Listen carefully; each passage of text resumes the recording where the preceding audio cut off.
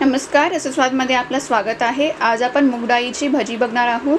तर त्यासाठी लागणारे साहित्य बघूया। पावणे 200 ग्राम मूग डाळ आहे। ही 2 तास आपण पाण्यात भिजवून घेतलेली आहे आणि आता याच्यातलं पाणी काढलेलं आहे।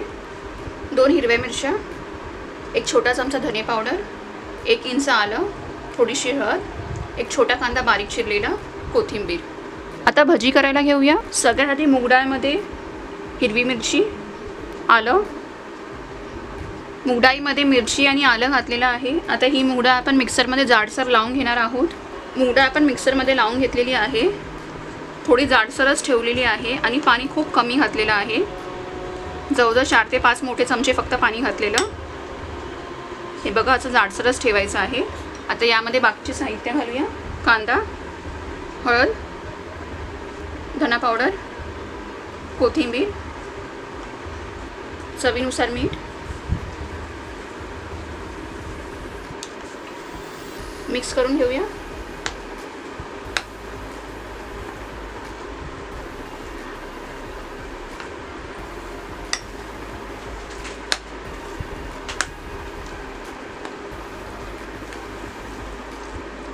मूग डाळीच्या भजीचे साहित्य सगळे एकजीव झालेले आहे। आता भजी तळायला घेऊया। तेल तापलेलं आहे, भजी तळून घेऊया।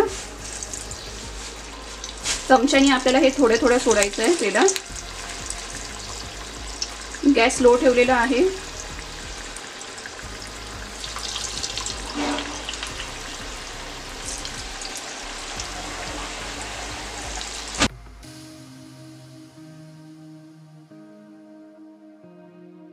आता स्लो ते मीडियम गॅसवर हे खरपूस होईपर्यंत फ्राय करून घेऊया।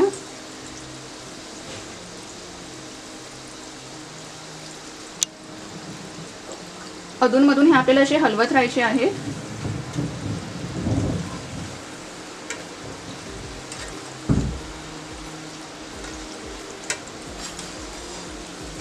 सगळ्या बाजूने छान फ्राय करून घेऊया। आता हे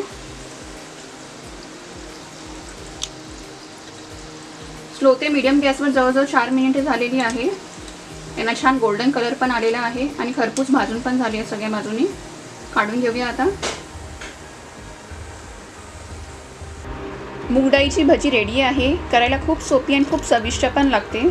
ही भजी तुम्ही चाय, पुदिन्याची चटणी किंवा टोमॅटो केचप बरोबर पण खाऊ शकता। तर अशा प्रकारे ही भजी नक्की करून बघा आणि मला कळवा ही कशी होती ते।